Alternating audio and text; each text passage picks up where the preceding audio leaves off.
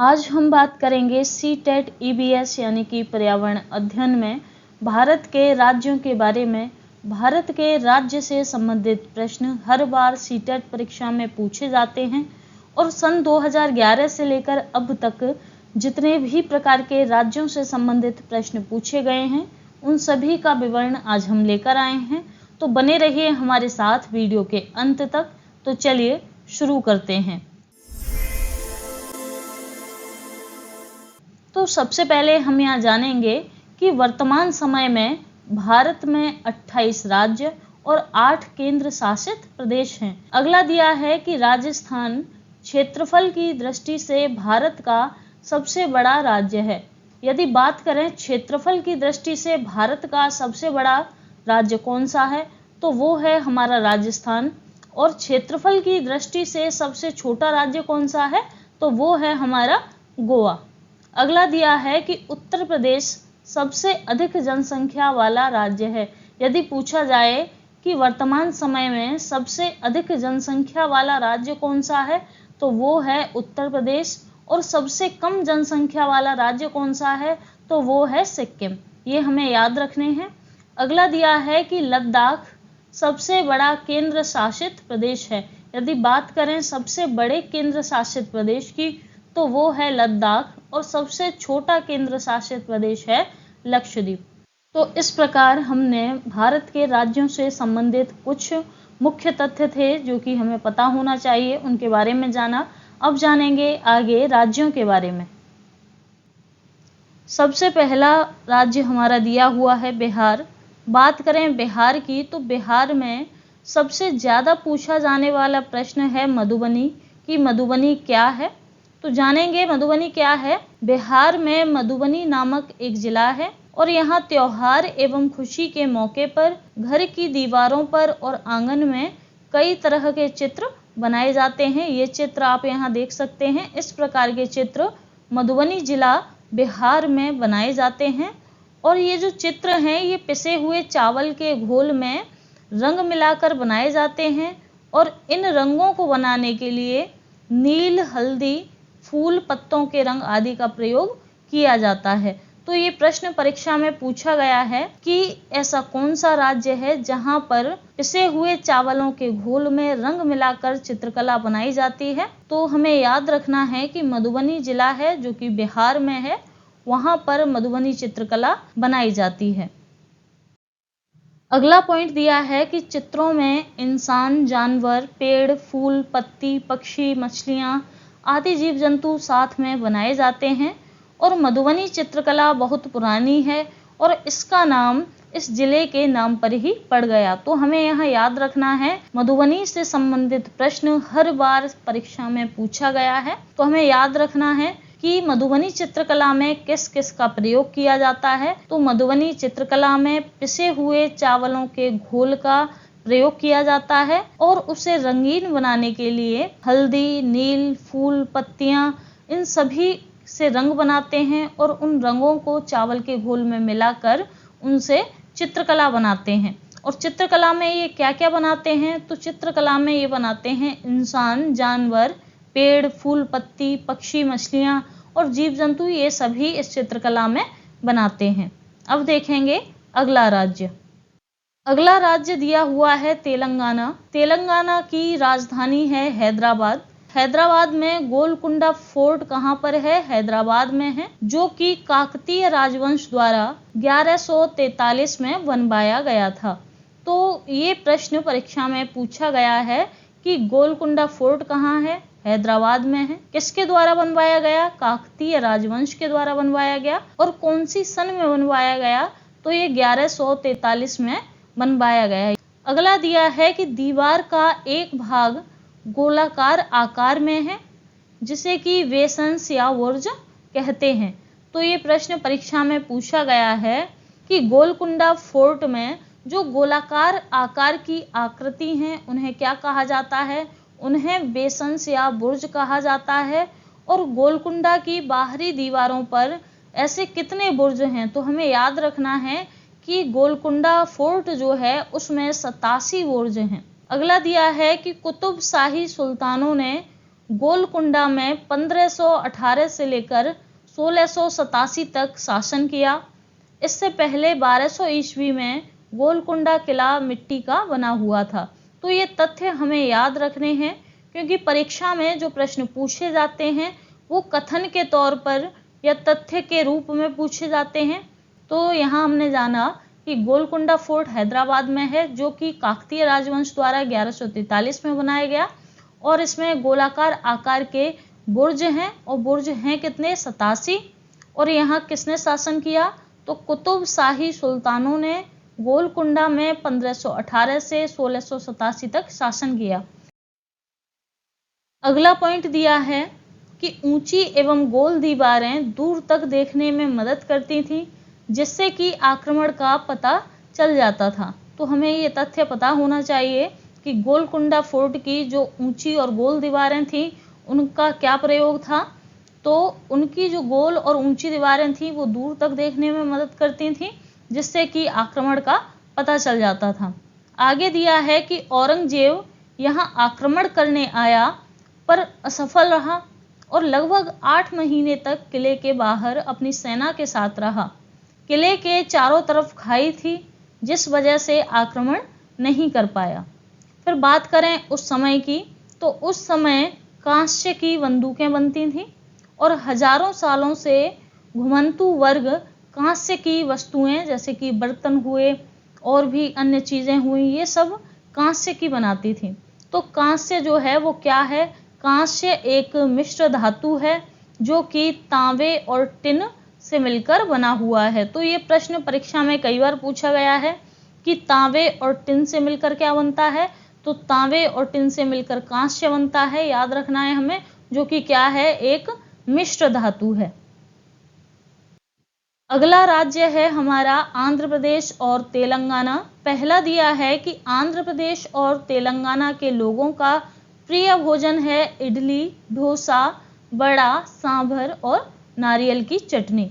तो हमें यहाँ याद रखना है, ये प्रश्न भोजन से संबंधित पूछा गया है कि इडली, डोसा, बड़ा, सांभर और नारियल की चटनी कहाँ खाई जाती है, कहाँ के लोगों का ये प्रिय भोजन है।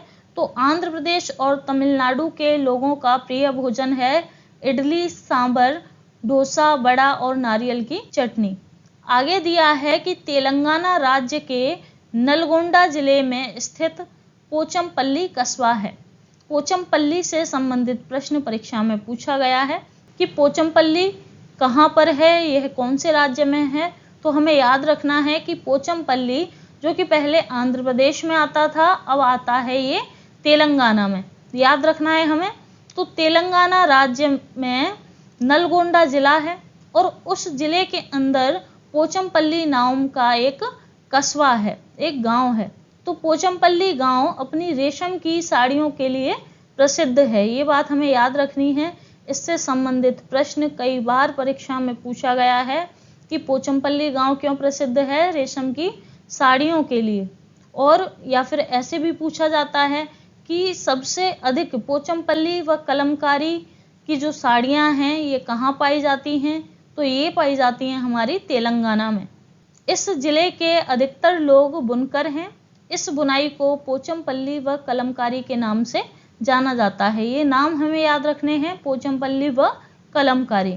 आगे दिया है कि पोचमपल्ली साड़ियों पर पारंपरिक रंगाई के ज्यामितीय नमूने होते हैं। तो ये प्रश्न पूछा गया है कि जो पोचमपल्ली में साड़ियां बनती हैं उन पर जो डिजाइन होती है वो कैसी होती है। तो हमें याद रखना है कि पोचमपल्ली साड़ियों पर ज्यामितीय नमूने होते हैं। इस चित्र में आप देख सकते हैं, यहाँ ये ज्यामितीय नमूने बने हुए हैं, इन सब का प्रयोग किया जाता है पोचमपल्ली साड़ी को डिजाइन करने में। यह है अल-बरूनी, जो कि उज़्बेकिस्तान से आने वाला एक यात्री था। ये भारत का राज्य नहीं है, लेकिन इससे संबंधित प्रश्न परीक्षा में पूछा गया है, तो इसके बारे में जानेंगे कि अल-बरूनी कौन था। तो अल-बरूनी ने एक किताब लिखी। जब उसने भारत दर्शन किया तो भारत दर्शन करने के बाद उसने भारतीय संस्कृति पर एक किताब लिखी जिसका नाम है किताब उल हिंद। तो ये प्रश्न परीक्षा में पूछा गया है कि किताब उल हिंद किसके द्वारा लिखी गई? तो ये लिखी गई है अल बरूनी के द्वारा। आगे दिया है कि 1000 से भी ज़्यादा साल पहले यानी कि सन 1017 में एक यात्री भारत आया था जिनका नाम अल बरूनी था और ये उज़्बेकिस्तान से आए थे। तो अल बरूनी ने बहुत ही बारीकी से चीज़ों को और जगह को देखा और उनके बारे में लिखा, और ख़ास तौर पर वे चीज़ें जो उन्हें अपने देश से अलग लगी उनके बारे में अल बरूनी ने बहुत ही व्याख्यात्मक रूप से लिखा और बताया कि अल बरूनी उस समय के तालाबों के बारे में लिखते हैं कि यहाँ के लोग तालाब बनाने में तो माहिर हैं, अगर हमारे देश के लोग इन्हें देखेंगे तो हैरान ही रह जाएंगे। तो अल बरूनी ने भारतीय दर्शन किया और भारतीय दर्शन करने के बाद उसने बहुत ही व्याख्यात्मक रूप से उन चीज़ों के बारे में लिखा जो उसे अपने देश से बहुत ही अलग लगी। अब जानेंगे आगे। अगला पॉइंट दिया है, अल बरूनी ने जो तालाब भारत के देखे उनके बारे में बहुत ही व्याख्यात्मक रूप से लिखा है और बताया है कि यहाँ बहुत बड़े बड़े भारी पत्थरों को लोहे के कुंडों और सरियों से जोड़कर तालाबों के चारों तरफ चबूतरे बनाए गए हैं। इन चबूतरों के बीच में ऊपर से नीचे जाती हुई सीढ़ियों की लंबी कतारें होती हैं। लोगों के चढ़ने और उतरने के रास्ते अलग अलग होते हैं। यहाँ कभी भीड़ लगने की परेशानी नहीं होती। तो उन्होंने तालाब को देखा और उसका वर्णन किया। और अगला दिया है कि आज इतिहास पढ़ने वाले लोगों को अल बरूनी की किताबों से उस समय के बारे में बहुत कुछ पता चलता है। अगला पॉइंट दिया है कि अल बरूनी 11वीं शताब्दी में महमूद गजनी के साथ उज़्बेकिस्तान से आने वाला एक प्रसिद्ध इतिहासकार था। उसने तत्कालीन भारत का विशद वर्णन तहकीक-ए-हिंद नामक पुस्तक में किया है। तो इससे संबंधित प्रश्न परीक्षा में पूछा गया है कि अल बरूनी भारत कब आया था। तो अल बरूनी आया था 11वीं शताब्दी में और किसके साथ आया था? महमूद गजनी के साथ आया था और उसने भारत का विशद वर्णन किया है और पुस्तक लिखी है। तो एक पुस्तक है तहकीक-ए-हिंद और एक पुस्तक उसने भारतीय संस्कृति पर लिखी जिसका नाम है किताब-उल-हिंद। तो ये हमें याद रखने हैं। अगला राज्य दिया हुआ है केरल।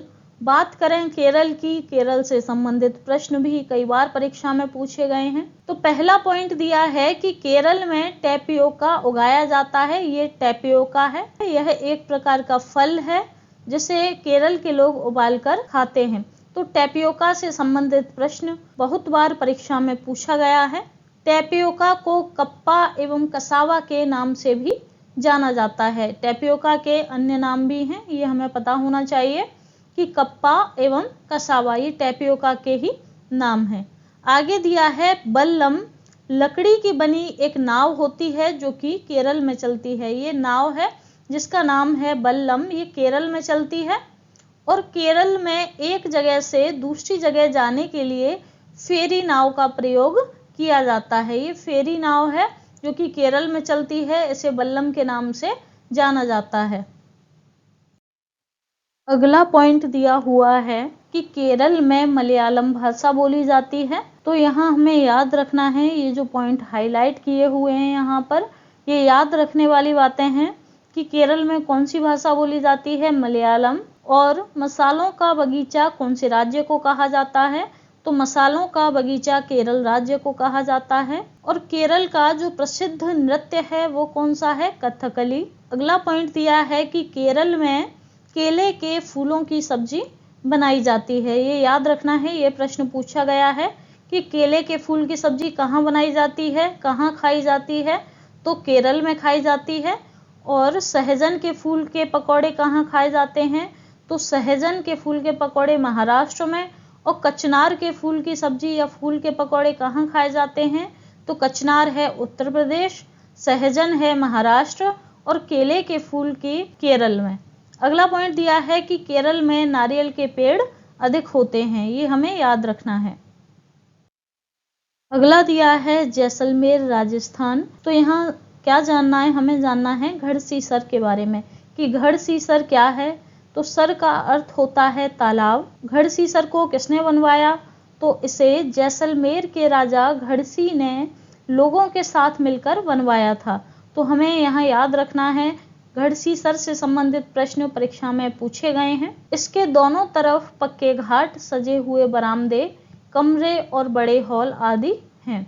अगला पॉइंट दिया है कि मीलों तक फैले इस घड़सीसर में बारिश का पानी इकट्ठा होता था और तालाब इस तरह बनवाए जाते थे कि जब वह पानी से भर जाता था तब बाकी पानी बहकर नीचे बने हुए तालाब में चला जाता, और जब वह भी पूरा भर जाता तो पानी तीसरे तालाब में चला जाता। इस प्रकार राजा घड़सी ने तालाब बनवाए थे कि एक तालाब में पानी भरा, उसे भरने के बाद पानी बहता हुआ दूसरे तालाब में, दूसरा जब भरा तो दूसरे से बहकर तीसरे तालाब में। इस प्रकार इन्होंने 9 तालाब बनवाए थे जो कि घड़सीसर के नाम से प्रसिद्ध थे।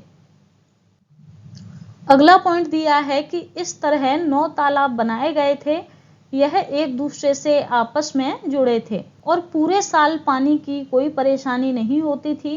पर आज घड़सीसर जैसे उजड़ सा गया है क्योंकि तालाबों के रास्ते में मकान और कॉलोनी बन गई हैं। यहाँ इकट्ठा होने वाला पानी अब तालाबों की तरफ न जाकर बेकार ही बह जाता है। अगला दिया है कुआं या बावड़ी। सीढ़ीदार कुएं या बावड़ी जल भंडारण तथा संरक्षण की पारंपरिक व्यवस्था के साथ जल स्रोत के रूप में भी उपयोगी हैं। तो कुआं या बावड़ी से संबंधित प्रश्न पूछा गया है। तो बावड़ी क्या है? बावड़ी है सीढ़ीदार कुएं को बावड़ी कहा जाता है जिसमें कि जल का भंडारण किया जाता है।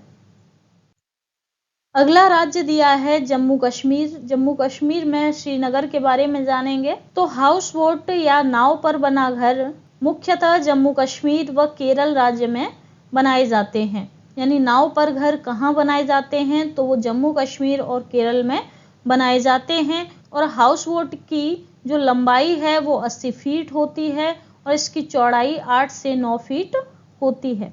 अगला दिया है कि जम्मू कश्मीर में मुख्यतः झेलम नदी में बूलर झील एवं डल झील में हाउस बोट बनाए जाते हैं। तो ये प्रश्न परीक्षा में पूछा गया है कि हाउस बोट की लंबाई चौड़ाई कितनी होती है और ये कौन सी झील में, कौन सी नदी में बनाए जाते हैं?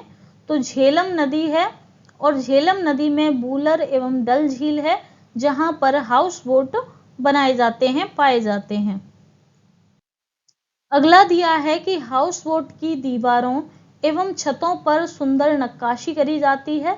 इस चित्र में आप देख सकते हैं इसकी जो छत है हाउस बोट की, इस पर सुंदर डिजाइन बनी होती हैं और इसी से संबंधित प्रश्न भी परीक्षा में पूछा गया है कि हाउस बोट की दीवारों पर जो सुंदर नक्काशी होती है, जो डिजाइन होती है, उसे क्या कहते हैं? उसे खत्मबंद कहते हैं ताकि सैलानियों को अधिक आकर्षित किया जा सके।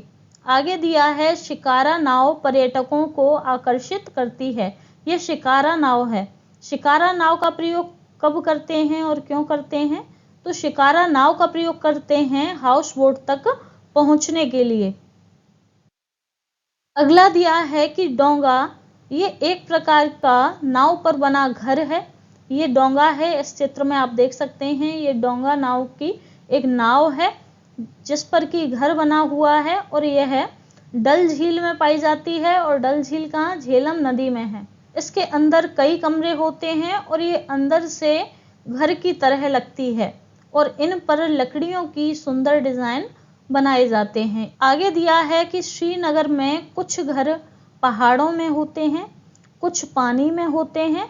जो घर पानी में होते हैं उन्हें डोंगा और हाउस बोट के नाम से जाना जाता है और कुछ घर पत्थरों के बने होते हैं और इन पर लकड़ी के सुंदर डिजाइन होते हैं। तो हमें याद रखना है कि श्रीनगर में जो घर पाए जा रहे हैं उन पर लकड़ियों के सुंदर डिजाइन होते हैं। इस चित्र में आप देख सकते हैं। अब यहाँ बात करेंगे जम्मू कश्मीर के गांव की। तो कश्मीर के गांव में घर पत्थर के बने होते हैं और छत ढलान वाली होती हैं। कुछ पुराने घरों में विशेष प्रकार की खिड़कियां होती हैं। ये कश्मीर के गांव का एक पुराना घर है, यहाँ पर ये खिड़कियां निकली हुई हैं। तो इनसे संबंधित प्रश्न भी परीक्षा में पूछा गया है कि कश्मीर के गांव में जो पत्थरों के घर होते हैं उन पर खिड़कियां निकली होती हैं, उन खिड़कियों को क्या कहा जाता है? तो उन खिड़कियों को डब या डेब के नाम से जाना जाता है। ये हमें याद रखना है। कश्मीर के गांव में जो घर बने हुए हैं उन पर विशेष प्रकार की खिड़कियां होती हैं जो दीवारों पर निकली होती हैं, इन्हें डब कहा जाता है। आगे दिया है कि कश्मीर में सरसों के तेल में मछली पकाकर खाते हैं। तो भोजन से संबंधित जो प्रश्न पूछे गए हैं कि सरसों के तेल में पकी मछली कहाँ खाई जाती है, तो सरसों के तेल में पकी खाई जाती है कश्मीर में। और नारियल के तेल में पकी हुई मछली कहाँ खाई जाती है, तो नारियल के तेल में पकी हुई मछली गोवा में खाई जाती है। अगला पॉइंट दिया है कि कश्मीर के श्रीनगर में इलायची एवं बादाम मिलाकर एक खास किस्म की चाय बनाई जाती है जिसे कहवा कहा जाता है। तो हमें याद रखना है, इसके बारे में परीक्षा में पूछा गया है कि जो कश्मीर में चाय मिलती है उस चाय को किस नाम से जाना जाता है? कहवा नाम से। या कहवा क्या है? एक चाय है जो कि कहाँ पाई जाती है? जम्मू कश्मीर के श्रीनगर में मिलती है। अगला पॉइंट दिया है लद्दाख। लद्दाख में लेह की बात करेंगे तो लद्दाख पहुंचने के लिए जम्मू कश्मीर को पार करना पड़ता है और लद्दाख को ठंडा रेगिस्तान भी कहते हैं। तो ये प्रश्न परीक्षा में पूछा गया है कि भारत में ठंडा रेगिस्तान किसे कहते हैं? तो भारत में ठंडा रेगिस्तान लद्दाख को कहा जाता है। फिर बात करें लद्दाख लेह के मकान की कि वहाँ कैसे मकान होते हैं, तो लेह में 2 मंजिल के घर होते हैं, नीचे की मंजिल पर खिड़की नहीं होती। तो इससे संबंधित प्रश्न कथन के तौर पर पूछे गए हैं, कथन और तथ्य के रूप में पूछे जाते हैं, जहां हमें 4 से 5 ऑप्शन दिए जाते हैं और उन ऑप्शन में से जो ऑप्शन सही हैं, उन घरों की विशेषताएं हैं, उन्हें हमें छांटना होता है।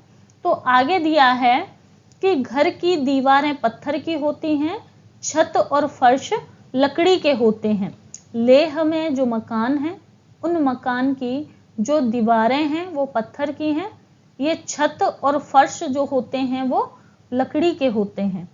आगे दिया है दीवारों पर मिट्टी और चूने की मोटी परत चढ़ी होती है।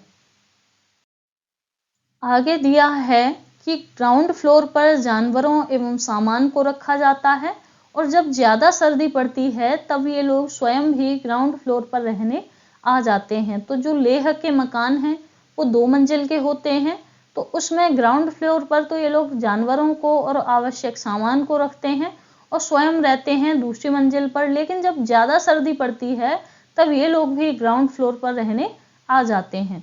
आगे दिया है कि यहाँ बारिश कम होती है और पेड़ पौधे भी कम पाए जाते हैं।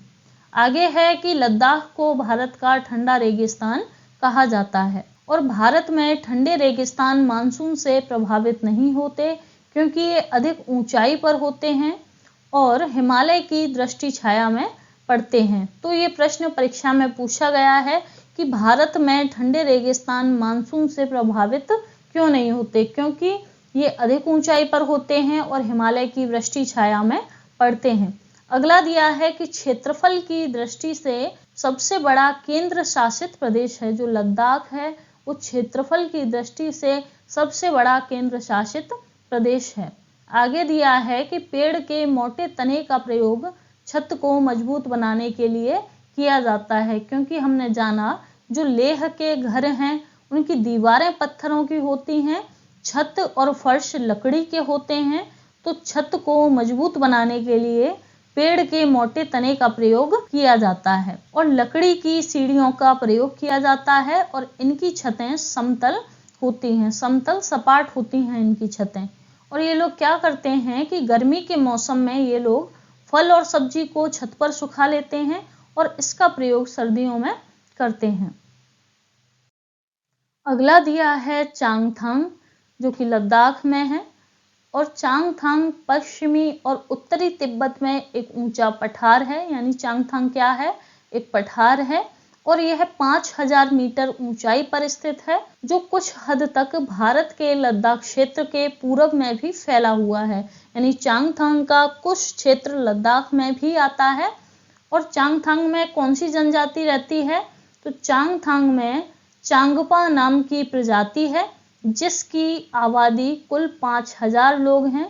ये एनसीईआरटी की पुस्तक में बताया गया है कि इसकी आबादी 5000 है, जबकि इससे कुछ ऊपर नीचे हो सकती है। लेकिन यदि प्रश्न पूछा जाए कि कितनी आबादी है तो हमें 5000 ही लगानी है।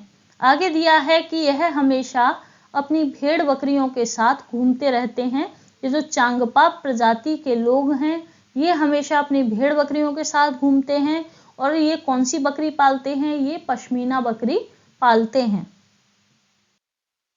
आगे दिया है कि चांगपा जनजाति जिन घरों में रहती है उसे रेबो कहा जाता है। तो चांगपा जनजाति के लोग टेंट बनाकर रहते हैं, उस टेंट को रेबो कहा जाता है। और चांगथांग जनजाति के लोगों के टेंट का डिजाइन 1000 साल से भी अधिक पुराना है। आगे दिया है कि चांगपा की भाषा में चांगथांग का मतलब क्या होता है।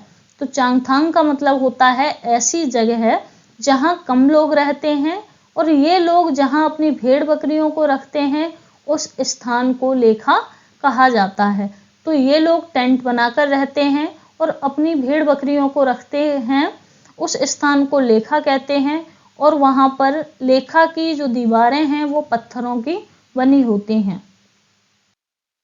आगे दिया है कि ये लोग अपने जानवरों पर एक विशेष प्रकार का चिन्ह बनाते हैं जिससे अपने जानवरों को पहचाना जा सके।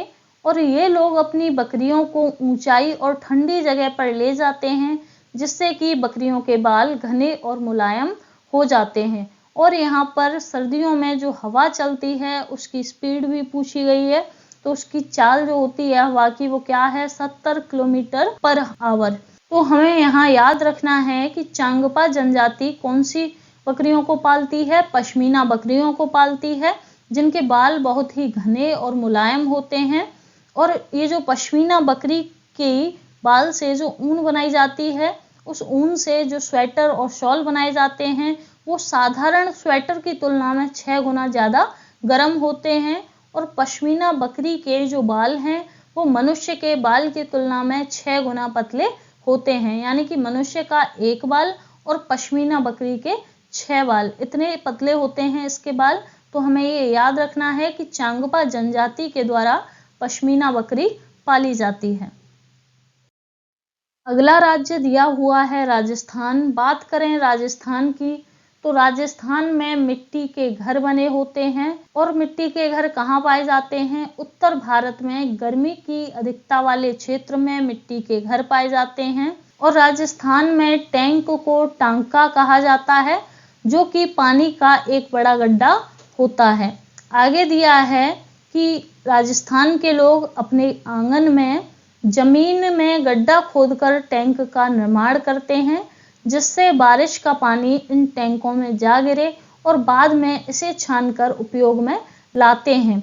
यहाँ बारिश कम होती है, राजस्थान में बारिश कम होती है, लेकिन ये बारिश के पानी का उपयोग करने के लिए अपने घरों के आंगन में एक गड्ढा खोद लेते हैं और टैंक का निर्माण करते हैं जिससे कि बारिश का जो पानी है वो टैंकों में जा गिरे और उसके बाद छानकर उसका उपयोग कर लेते हैं।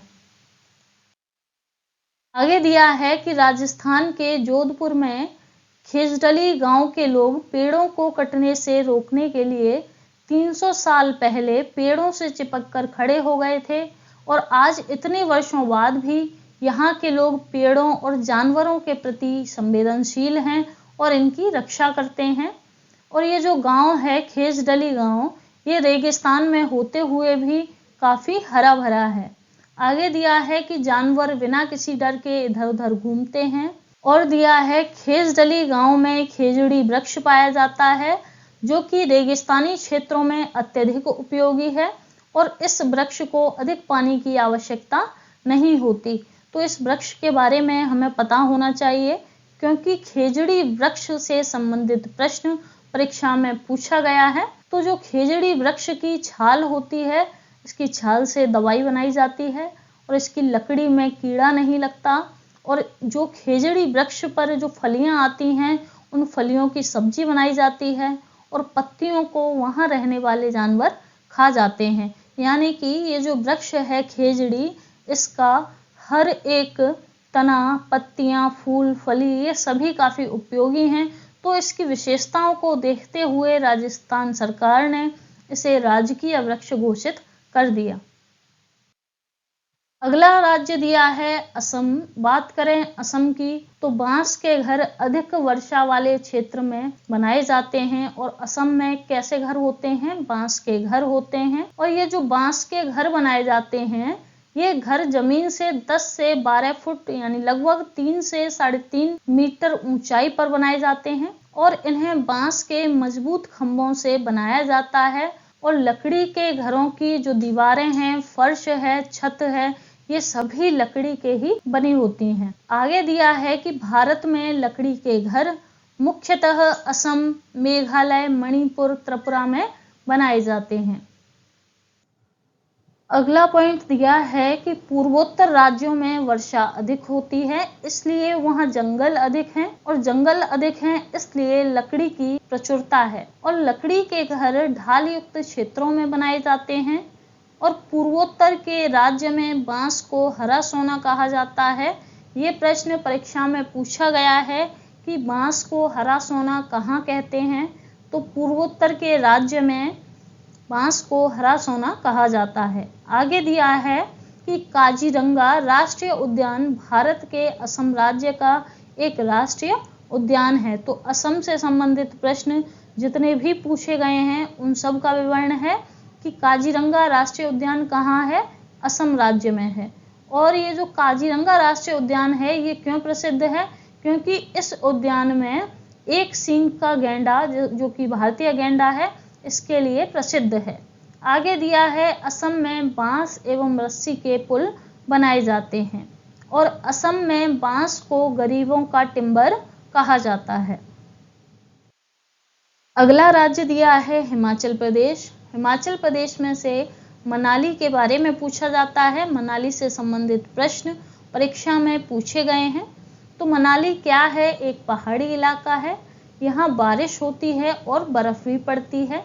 तो जो मनाली से सबसे ज़्यादा पूछा जाने वाला प्रश्न है वो ये है कि मनाली में कैसे घर पाए जाते हैं? हिमाचल प्रदेश में कैसे घर पाए जाते हैं? तो यहाँ घर पत्थर और लकड़ी के बने होते हैं जिनकी छतें ढालू होती हैं। चित्र दिया हुआ है, यहाँ आप देख सकते हैं ये जो घर हैं ये पत्थर और लकड़ी के बने हैं। इनकी छत ढालू हैं जिससे कि बर्फ और बारिश का पानी छत पर संग्रहित न हो। अगला राज्य दिया है उत्तर प्रदेश। बात करें उत्तर प्रदेश की तो उत्तर प्रदेश का जो कन्नौज जिला है वो इत्र के लिए प्रसिद्ध है। और इत्र किससे बनाया जाता है? चमेली और गुलाब के पुष्प से इत्र बनाया जाता है। तो यहाँ पर और भी फूल पाए जाते हैं और यहाँ के फूलों से इत्र, गुलाब जल और केवड़ा बनाया जाता है। आगे और जानेंगे उत्तर प्रदेश के बारे में। तो उत्तर प्रदेश में कचनार के फूलों की सब्जी बनाई जाती है। ये फूल जो दिया हुआ है ये कचनार का फूल है। आगे दिया है कि कथक उत्तर प्रदेश का नृत्य है। तो उत्तर प्रदेश से संबंधित ये प्रश्न परीक्षा में पूछे गए हैं, हमें ये सभी याद होने चाहिए। आगे दिया है उत्तराखंड। उत्तराखंड से सबसे ज्यादा पूछा जाने वाला प्रश्न यही है कि फूलों की घाटी किसे कहते हैं और ये कहाँ पाई जाती है? तो फूलों की घाटी क्या है?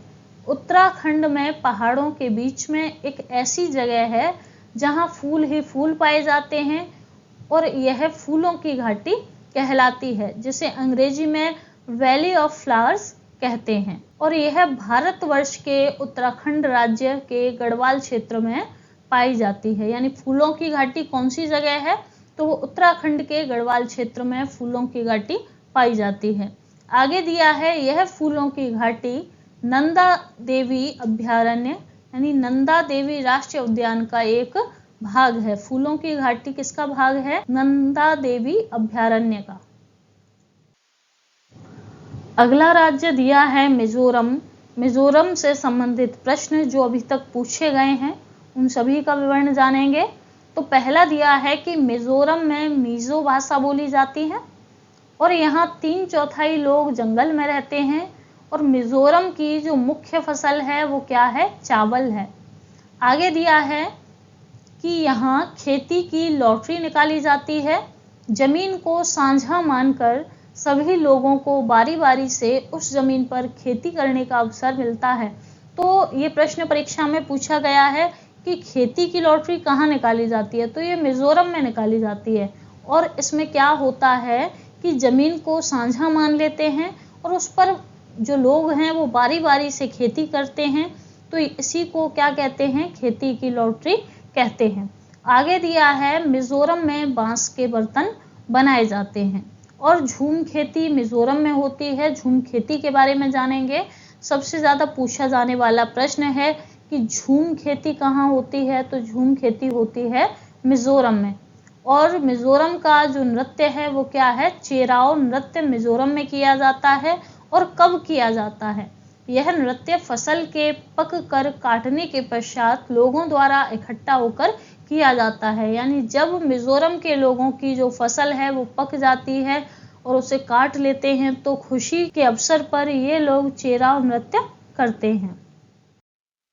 अगला राज्य है गुजरात।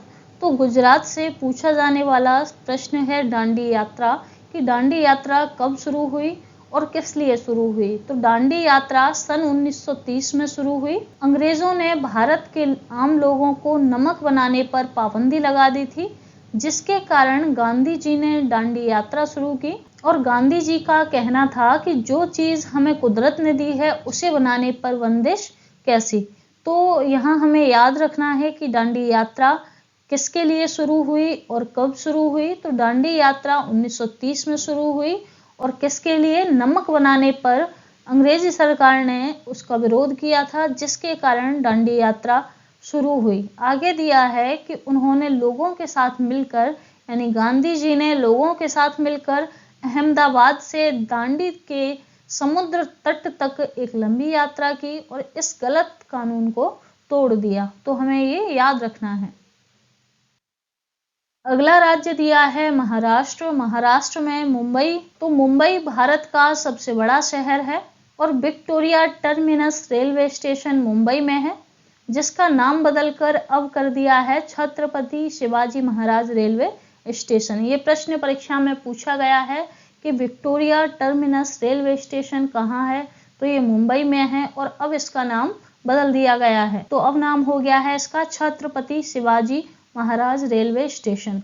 आगे दिया है सहजन के फूलों के पकौड़े महाराष्ट्र में खाए जाते हैं। इस चित्र में आप देख सकते हैं ये सहजन के फूल हैं, इनके पकौड़े महाराष्ट्र में खाए जाते हैं। और सबसे ज्यादा पूछा जाने वाला प्रश्न कि भारत में पहली ट्रेन कब और कहां तक चली थी। तो भारत में पहली ट्रेन 16 अप्रैल 1853 में मुंबई से ठाणे के बीच चली थी। ये हमें याद रखना है। आगे दिया है बरली एक पारंपरिक कला है। जिस प्रकार बिहार में मधुबनी चित्रकला है, उसी प्रकार महाराष्ट्र में बरली एक पारंपरिक कला है, जिसका प्रचलन महाराष्ट्र में है और यह महाराष्ट्र गुजरात सीमा पर देखने को मिलती है। तो ये प्रश्न पूछा गया है कि बरली चित्रकला कहाँ देखने को मिलती है, तो ये महाराष्ट्र गुजरात सीमा पर देखने को मिलती है। और इस चित्रकला में फसल की पैदावार, मछली शिकार और खेती, उत्सव, नृत्य, पेड़ और जानवरों आदि से जुड़े प्राकृतिक दृश्य बनाए जाते हैं। इस चित्र में आप देख सकते हैं। और दिया है कि इस कला में गोबर और मिट्टी का प्रयोग भी किया जाता है। तो हमें याद रखना है, बरली से संबंधित प्रश्न कई बार परीक्षा में पूछा गया है। तो बरली क्या है, एक पारंपरिक कला है जो कि महाराष्ट्र की है। अगला राज्य है कर्नाटक। कर्नाटक से पूछे जाने वाले प्रश्न हैं कि कौन सी भाषा बोली जाती है। तो कर्नाटक में कन्नड़ भाषा बोली जाती है। और होलगुंडी गांव कहाँ पर है, तो होलगुंडी गांव कर्नाटक में है, जहां पर बच्चों की पंचायत जिसका नाम भीमा संघ है वो कहाँ है, होलगुंडी गांव में है। और आगे दिया है कि कर्नाटक का सबसे लोकप्रिय नृत्य यक्षगान है। तो कर्नाटक से यही प्रश्न पूछे गए हैं। भीमा संघ में क्या होता है कि बच्चों की पंचायत होती है जो कि होलगुंडी गांव में है, कन्नड़ भाषा बोली जाती है और प्रमुख जो नृत्य है वो यक्षगान है। तो इस प्रकार आज हमने राज्यों से संबंधित सभी तथ्यों को जाना। सन 2011 से लेकर अब तक जितने प्रश्न सीटेट परीक्षा में राज्यों से संबंधित पूछे गए हैं उन सभी का विवरण आज हमने जाना। तो जुड़े रहिए हमारे साथ हमारे YouTube चैनल से ऐसी ही और वीडियो पाने के लिए। और अगर आपको ये वीडियो पसंद आई हो तो लाइक, शेयर, कमेंट और सब्सक्राइब जरूर करें। सब्सक्राइब करने के साथ बेल आइकन पर भी क्लिक करें। मिलते हैं अगली एक ऐसी ही नई वीडियो में। जय हिंद, जय भारत।